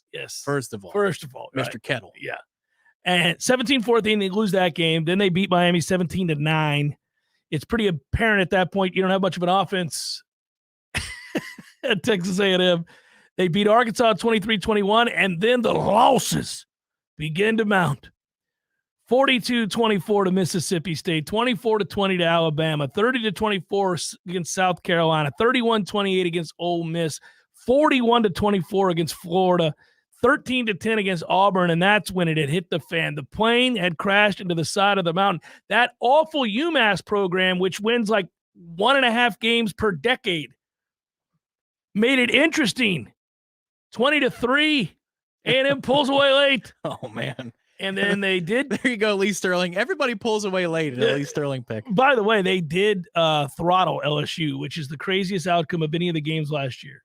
A&M crushed LSU, 38-23. That's right. That LSU team that the Sharps are all on. Now, you can argue LSU had already secured a spot in the SEC title game, and maybe we're going through the motion. It's a rivalry game. Well, I don't know about that. It's not that much of a rivalry game, but yeah. It'll be good. We're almost there. We're almost there. Jeff Cameron Show, 93.3 Real Talk Radio, Warchant TV. Hi, this is Jamie McClenny from Trek Financial in Tallahassee. Managing downside risk in your portfolio is one of the biggest challenges that you'll face in retirement. Trillions of dollars in stimulus from the Federal Reserve and D.C. politicians, combined with zero interest rates, have propped up financial markets since the financial crisis ended in 2009. The Fed recently ended quantitative easing and has started to raise interest rates at a time when the global economy was already slowing. Have you considered what another 50% correction in the stock market would do to your retirement plan? If you're concerned about where this all might be headed and would like to find out about the potential benefits of an active risk management strategy for your portfolio, give me a call at 850-900-5200 and schedule a time for a review of your portfolio from an active risk management perspective. Make Jamie your first call for a second opinion. Investment advisory services are offered through Trek Financial LLC, an SEC-registered investment advisor. There's no doubt that buying a home can feel overwhelming, especially if it's your first home. You're worried about location, school zones, square footage, inspections, insurance, loan approvals, interest rates, and of course the price. Buying a home could be the most significant investment you've ever made. But there's good news. You have our friends at Legendary Home Loans, and they're on your side and in your corner. They're going to go to bat for you. Shannon Young from Legendary Home Loans can help first-time home buyers get up to $25,000 for your down payment. For first responders, veterans, teachers, military, and healthcare workers. And that's not all. Shannon is an expert navigator of the home loan terrain, and you can trust that he's going to get you the most competitive interest rates and guide you through the process every step of the way. Plus, Shannon will also get your closing costs reduced. It's the Hometown Heroes program at Legendary Home Loans. Give them a call today, 844-FSU-LOAN. That's 844-FSU-LOAN. Or go to FSUHomeLoans.com and ask for Shannon Young. NMLS number 2270146. Someone who thought texting was a better idea than stopping for a traffic light slams into your rear bumper. Now your back is injured and you've got to be at work and rehab all without a car.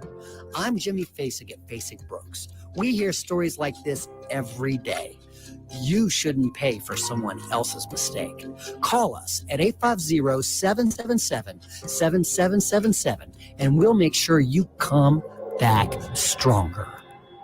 If you've been considering getting a new hot tub or upgrading your existing hot tub, now's the absolute best time to do it. Hot Spring Spas has the jets on full blast, and the prices right now have never been hotter. You can find huge savings at Pinch a Penny Pools and Spas, and we mean huge. For a limited time, you can get up to $5,000 off in instant discounts and rebates, plus 60 months no interest financing for qualified buyers. You heard that right, $5,000 in discounts. And that's not all. When you buy a hot spring spa from Pinch a Penny Pools and Spas, you'll get a free consultation to determine the best placement in your yard for installation, a free accessory of your choice, and install can be completed in just a matter of days. It's the most aggressive rebate program that's ever been available to buyers from Hot Spring Spas. So stop by Pinch a Penny Pools and Spas on Greer Road today to check out their 12,000 square foot showroom with over 50 hot tubs on site.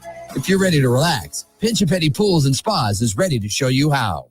We all want more energy, more strength, more results. Well, welcome to Orange Theory Fitness as you take a step towards feeling more alive today. Backed by science, Orange Theory's heart rate monitored workout is scientifically designed to keep heart rates in a target zone, spiking metabolism and increasing energy. Orange Theory Fitness is a one-of-a-kind group personal training workout resulting in more energy, visible toning, and extra calorie burn for up to 36 hours. Experience a more vibrant life today with Orange Theory Fitness. To find out more, go to orangetheoryfitness.com. Welcome back to the Jeff Cameron Show, sponsored by Legendary Home Loans, a mortgage experience designed around speed, simplicity, and customer service. Before you buy your next home, contact our friend Shannon Young with Legendary Home Loans. Visit FSUHomeLoans.com. FSUHomeLoans.com.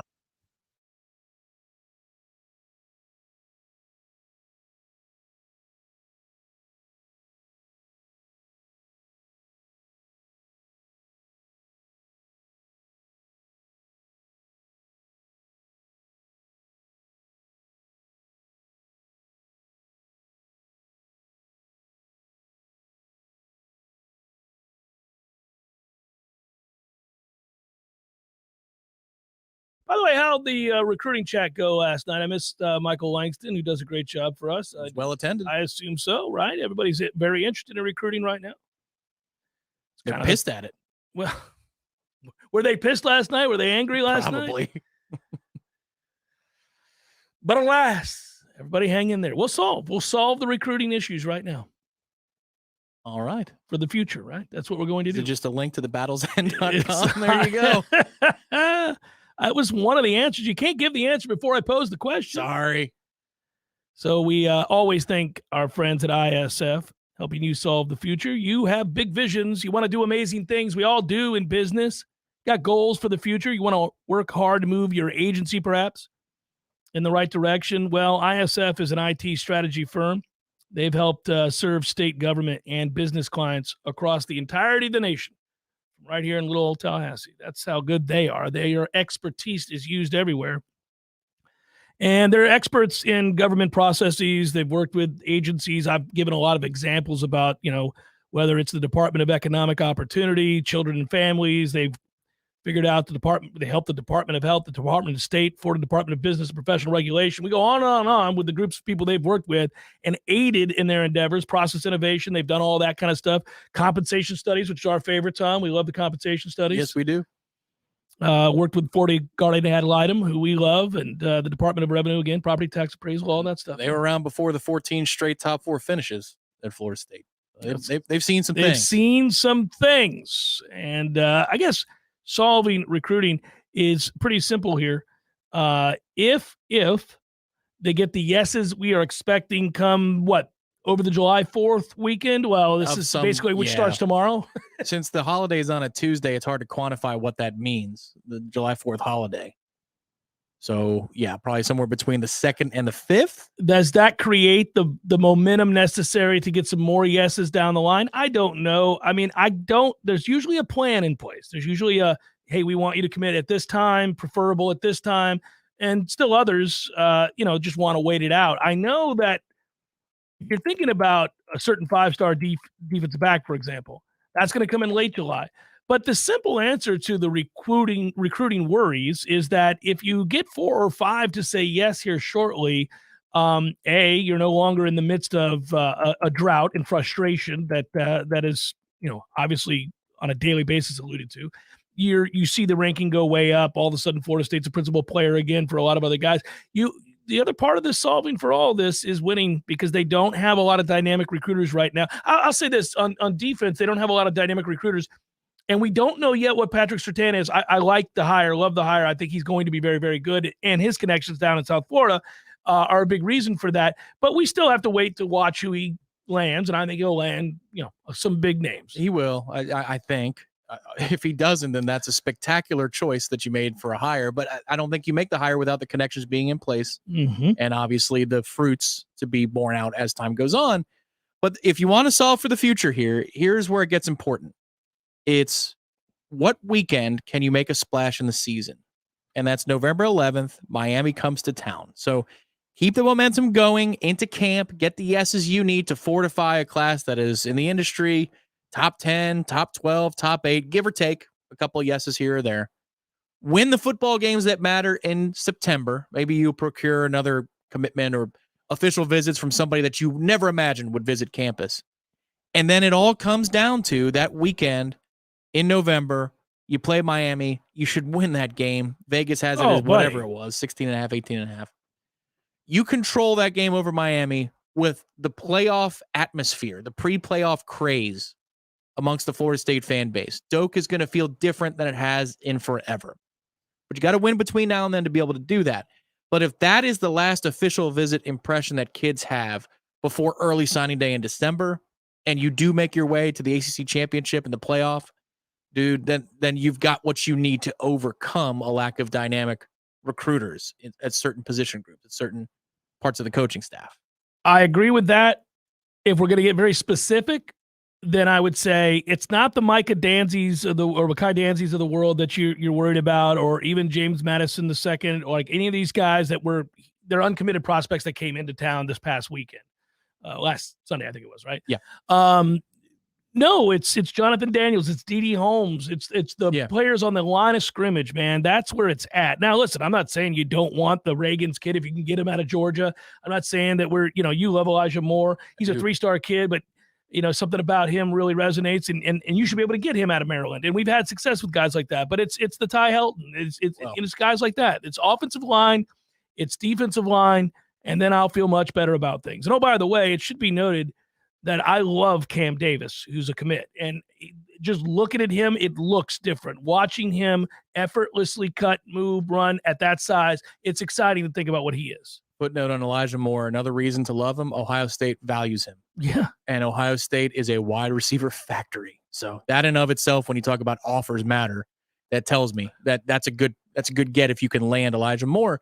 But it's contagious. Some teams fall by the wayside, and so prospects are now open at the last moment that you didn't expect to be open for recruiting. And that's where if you win in the interim, and then I like when the big visit weekends are later in the season. We've had quite a few of them in the past 5 years in September. It's either a Labor Day weekend or it's an early rivalry game or whatever it is, and we decide to put all the eggs in the basket in the first 6 weeks of the year. You get one in November with everything still in front of us and all our goals still on the table, man, that is powerful. That official visit will be more powerful than one we've had in quite some time because you got proof of concept times 2, but you do need to continue the momentum, regain it, some might say, and fairly so. You need to regain it before camp starts so you have something to connect those two places together. I'm just saying that we're talking about a D.D. Holmes and a Jonathan Daniels. That's fine. But if you beat at least one of the two of LSU and Clemson, you're going to be in such a high-profile position that there'll be names that we aren't even considering right now that'll be there on that weekend. Yeah, I think that's true. And just a moment ago, I referenced Cam Davis, who I love. And I mentioned his size, and somebody might raise an eyebrow because I think he's only 5'10". I don't mean height, guys. I'm saying when a guy that compact, that thick, who runs like that, that's different. He's whatever he is, 5'9", 215. That right. I love bowling ball types, man. Which that is why they want center- Danzy, because he's skinnier and leaner, more in the Toafili mold, so you have a nice little 1-2 combo. Well, and also Cam was recruited by Georgia and Alabama. Right. you're doing all right there. You're getting a kid that Georgia and Alabama wanted. That's a win every time. So with this offense and the way we like to run the ball, he's going to be a stud. Thanks to ISF. We love collaborating with our friends at ISF. If you are in state government and you think that some of the processes that you're utilizing or not utilizing can be refined, your answer is probably that's right. It can be. And ISF would love to work with you to help you do that and fulfill your visions. If you guys want to learn more about what that is, ISF.com. It's Jeff Cameron Show, 93.3 Real Talk Radio, Warchant TV. Your local news now. Jackson County Sheriff's Office is investigating after a shooting took place Friday night, leaving one person dead. Around 6:30 p.m. Friday, JCSO says deputies responded to Little Zion Road just outside of Sneads after receiving reports that a shooting had just taken place at a home. Upon arrival, one person was found dead. No arrests have been made and no charges have been filed, but all involved parties are accounted for. The investigation is still ongoing. The Florida Department of Health has issued a statewide mosquito-borne illness advisory after 4 locally contracted cases of malaria were reported along the Gulf Coast. On Monday, a health alert issued by the CDC also noted that another case has been detected in Texas, marking the first time there has been a local spread of malaria in the U.S. in 20 years. Malaria causes fever, chills, sweats, nausea, and vomiting, and headaches. It is not spread person to person. The time frame for when a mosquito can become infected to when it can transmit the disease to a person is about 14 days. This is Rachel Anay with your Real Talk 93.3 Local News Update, brought to you by Macklemore Systems, Tallahassee's go-to Mac store. Check them out online at MacklemoreSystems.com. This is meteorologist Paul Trombley with your Real Talk 93.3 weather update. Ample sunshine expected this afternoon with a high of 98. Northeasterly winds 8 to 15 miles per hour. Clear skies tonight, lows level off around 75. Slight chance for scattered storms tomorrow, high of 98. Temperatures above average Saturday and Sunday with highs from the upper 90s to near 100. Storms both days. This report is brought to you by the Lawn Johns. For all your landscaping and lawn care needs, visit thelawnjohns.com. Right now, 96. Now go call Seminole Glass. They'll get on the road and get it done fast. Your local family-owned glass company, serving the Big Bend for over 15 years. At Seminole Auto Glass, we care about your safety. Insurance will send you wherever it benefits them, not the quality of service. There's a difference in auto glass companies. Trust your local auto glass experts. Seminole Auto Glass. They handle any kind of broken glass, and you know who they are. Better call Seminole. My man Eddie. Jeff, what's happening, dude? Bears eating people all over the place. I read another article today. It's the third one in the last month of somebody getting mauled to death by a bear. Man, bears have their own space. You got to let them have that. You do. You got to stay clear of bears, is what you're saying? Yes. I got a question for you. Here you go. If you had to be mauled to death, eaten alive by any animal in the world, which would you choose to eat you alive? Ooh, I think maybe I'd want, longevity time, a mouse. Just slow burn. Slow burn. This thing just finished the pinky. It's been a month. I could go to work. I could still do my thing. I could probably live 30 years. I thought you were going to say great white because it'd be quick, or a grizzly. We went with mouse. Yeah, mouse. Okay. Mouse it is. Gordo's, bringing the flavor and flair of Cuban food to Tallahassee since 1996. The Jeff Cameron Show, brought to you by Orange Theory Fitness. 2 Tallahassee locations, Midtown on Thomasville Road and Northside in the Village Common Shopping Center. Online at orangetheoryfitness.com.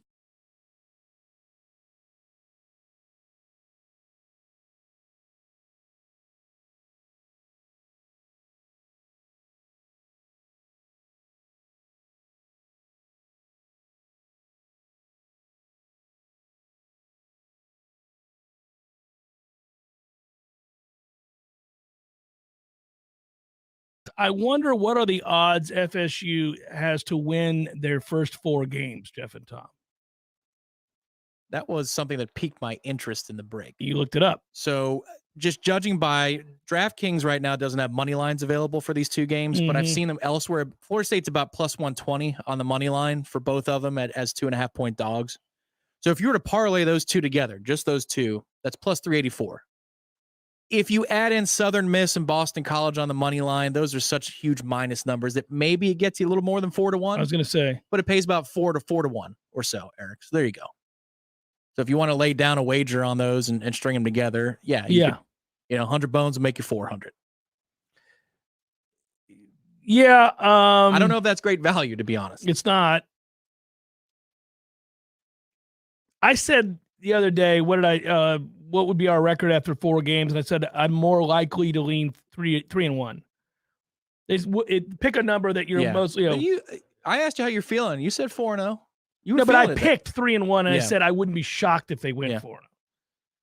Yeah. I wouldn't be shocked, but I would pick 3-1 as an odd. If we were just doing the odds of that, I'd say 3-1. I think they're going to split with LSU and Clemson. Now, again, I'm not sitting here telling you they don't have a chance to win those 2 games. They certainly do. I'm oddly more concerned with the LSU game. Well, maybe that's not oddly at all. I mean, I just think LSU's a good football team. Veteran quarterback. Yeah. Versus a kid that's, he's played some games, but he hadn't really thrown as many passes as we think. And he may be very, very good. I mean, there's a reason he was thought of the way that he was coming out of high school. Yeah.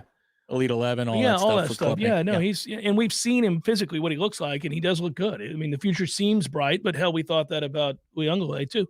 So, I mean, that's, it's hard to hit on Deshaun Watson and Trevor Lawrence back to back. That's really hard. It was the dumbest thing in the world. It was like absurd. It's having back-to-back Jameis Winstons. Like, really? It's the Green Bay Packers in the NFL, just quarterback to quarterback. Yeah. Going on for 40 years. I think Clemson won more titles, though, than Green Bay did with those 30 years of those 2 quarterbacks. Just saying. All of those odds are out, too, by the way. We could have played this game. I mean, the AFC is remarkable. There are like 9 teams. So not everybody's going to win 10 games. Go look at the odds in the AFC. Everybody. They've got basically over 9.5. I'm like, it can't happen.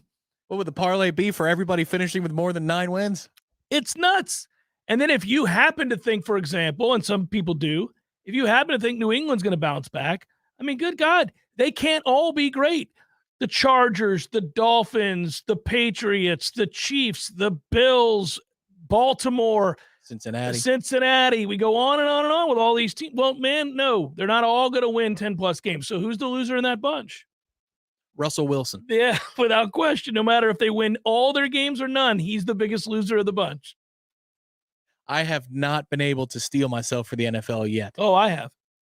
I'm ready. It's going to be an ugly year, and that's okay. These are separate issues. They are. Very separate issues, sir. They combine to, it's hard to look at an NFL slate, the wagers and all that kind of stuff when you're thinking about Baker Mayfield toting the rock. No. 3rd and 6, he breaks the pocket. Here's Mayfield. No, man. All right, got games for you right now. What are the Bucks? What's the number for the Bucks on the road against the Vikings September the 10th? No Dalvin Cook. Vikings 6.5. That's correct. There you go. That is 100% correct. Yeah, that's what I do. Well, it's the NFL. I mean, it's going to be 6.5, 2.5, 3.5, 7.5. It's one of those. For example, what do you think the Steelers and the 49ers are? Hey, good game. Good game. Where is in that Pittsburgh? game? In Pittsburgh. Ooh, Yeah, well, that makes it a little juicy spicier. game early. I see your mind's coming around now. San Francisco 4.5. 3. Ooh, all right. I like the value of the 49ers you do. then. That's a 1.5 in my power ratings. No, but even people think Cleveland's going to be really good this year. And then, we'll see. If they got Nuke Hopkins, then maybe. Well, Deshaun was so bad last year when he played. Everybody thinks that just because he's going to have a full year to get back and get right, he'll be okay. Maybe. He was awful when he played last year. That couldn't have all been like just feeling guilty for all the pulling of the wangs at the massage parlors. That had to be something, that seemed like more than rust. Yeah. Wonder how many points that's worth. So how addicts, like the way addicts are portrayed, like Chappelle always. What kind of addicts? Like okay. Chappelle's always itching his arm or whatever when he plays an addict. Joe Rogan. Do you think? Yeah. Do you? Boy, who knew that Joe Rogan would? Jeez. Do you think? And Chappelle. Do you think, by the way, that Deshaun Watson, now that he can't go to massage parlors, is just like shaking, itching his arms? We just passed one. Let me stop in, That's please. a great bit. We just passed one. Is he walks by the training table and he looks at the table? And his hand starts to tremble. Yeah. Or just him driving down the road in Cleveland. Massages. Big sign. He's like, oh, God, keep driving. Keep driving. I feel compelled to unbutton my pants. Keep driving, Deshaun. This is why we're doing the exercise. We're going to drive past everyone in this city. It's always going to feel that way. You gotta confront your demons. You know who the guy driving the car is? Who? This is perfect. The guy who, in the fight between Richard Sherman and Trent Williams, goes, whoa. Scared for his own life? That's the driver. It's going to be okay. I've seen this before. Yeah. Just nobody has to know. What if I gave you $5,000? You pull in that parking lot. Oh, God. No. Deshaun, we're not doing that. We're not doing that. Think about how to beat cover 6. Okay. You weren't good on the field last year. All of that stemmed from this problem right here. Now the light's green. We're going. We're not stopping in that parking lot. And by the way, brace yourself. About 2.5 miles up here, there's a brand new massage parlor. Lee's. It's called Lee's. You'll see it. Lee like dungarees. We're not Please. stopping. That is a fun bit. We could have a blast with that. I wish Saturday Night Live or somebody would do it. Right. It's his best friend's a linebacker after the game was over. My man. Oh, man, I'm sorry. I'm going to have to go get him. I got my wife rub my shoulder, Just putting some icy hot on it. Yeah. We're never mind. I'm not hot tub. Gonna go in the hot tub. I'm not going anywhere, Deshaun. Ice tub over there. Yeah. Maybe hit the ice and the heat. You know what I'm saying? But just the tub. Want to thank our friends at Power Mill Training Academy, equipping motivating athletes focused on baseball and softball with the specific tools to reach their true potential. That's right. Camp's going on right now for softballers, baseballers as well. That's how I call them, baseballers. Your kid's a baseballer? They've got training programs for both, and you want your kids to be ready to play, man. Game's more fun when you know what you're doing. You got fundamentals, throwing, fielding, figuring it all out, hitting, obviously. Power Mill has been doing that for over 2,000 alumni. 27 of those guys went on to the major leagues. How about them apples? That's pretty impressive. Thanks to Power Mill. PowerMillSports.com. Cue it up, good sir. It's time for, how you say, with the pitching, probables?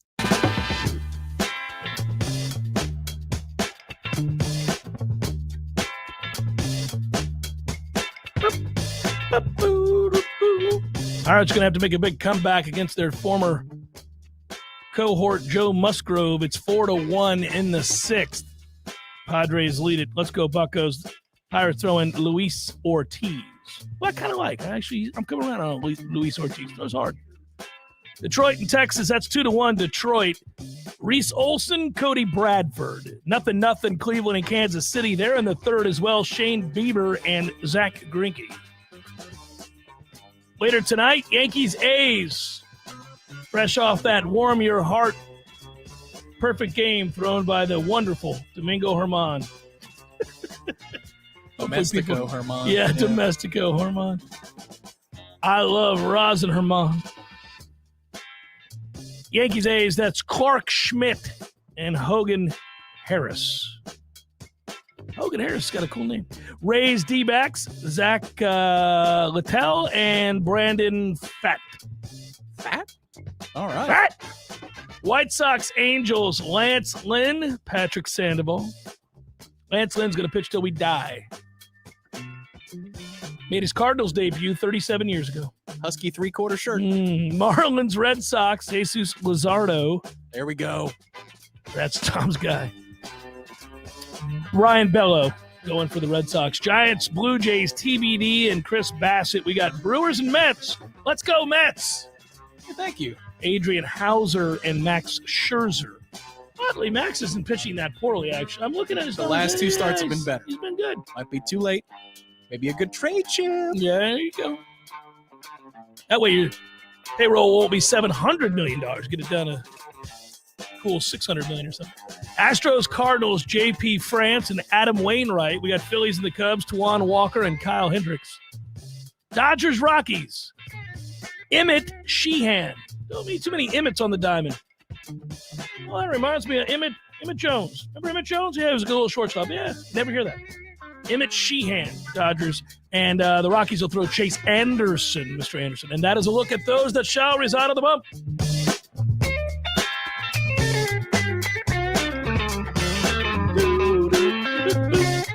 Who's the first Emmett that comes to mind? Smith? M. Smith. Emmett Otter for me. Jug band. Oh, yeah.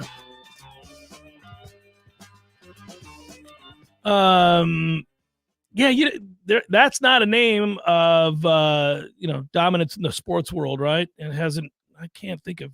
Did we name? Well, Emmett Otter on the Jug Band was all time great. Emmett Brown, Doc Brown. Oh, that's right. There's the tragic Emmett Till. But I don't like to think about that. That's horrible. But yeah. Any other Emmets you know?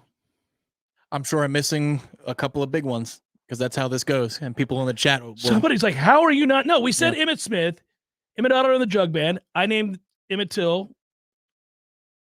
You named Emmett. Doc Brown. Doc Brown. Are we out of Emmets? I think we're out of Emmets. Now, you're right. This is exactly how it went on headlines when we couldn't remember the name of Jerry, a Black Jerry. We were trying to find the Black Jerrys of the world, and there's countless Black Jerrys that have done great things. I mean, even in the year we couldn't remember it, we were like, well, Jerry Judy, Jesus, man. He's right. You've got a contemporary and a Hall of Jerry Famer. Judy whooping ass right now. And we could. It was ridiculous. Yeah. I would like to go back and go and look for famous, let's see, Hals. Hal Sutton. That's a good one. Be the right one today. Well, I think there are probably, and all Hals talk like Hal Sutton. That's right. If your name is Hal, regardless, black, white, Hispanic, if your name's Hal and you're Hispanic, that's awesome. There was Hal at the Seventh Hill. Remember Hal? Mandy's husband. Oh, of Hal. course. Oh, geez. You're right. That was Hal. Sorry, Hal. He doesn't like sports. It's okay. But if he's listening by chance, what's my old friend Jeff doing? He not remembering my name. That's what the hell he's doing. Yeah. I feel terrible about that. Sorry about that, Hal. You're right. Since you like reaching back into the past, has anybody told you about Immaculate Grid yet? No. What? Oh, no. Is it a baseball game? Yes. Somebody said it's something Our mutual about. friend Steve texted me this. It's incredible, right? It's fun as hell. Yes. So I haven't played it yet, but somebody did. Matt Britton mentioned it to me, and I haven't played it yet. Is this where you get a player that's like on the top of the grid? You'd have like a team like the Dodgers, and then on the other side of the grid, on the left side, you'd have like the Braves. White Sox, yeah, or whatever. And the player it's has Freddie to have, Freeman, right? So the player has to have played for both. Yes.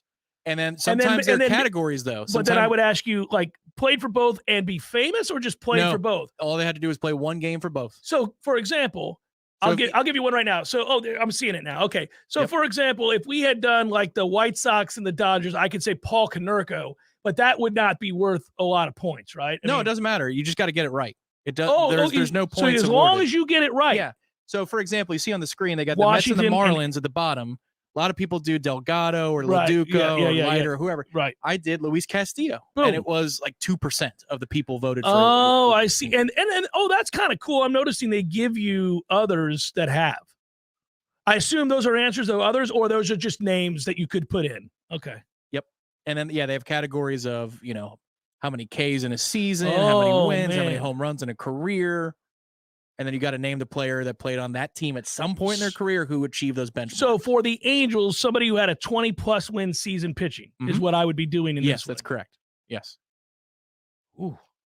Got to go way back for an easy one.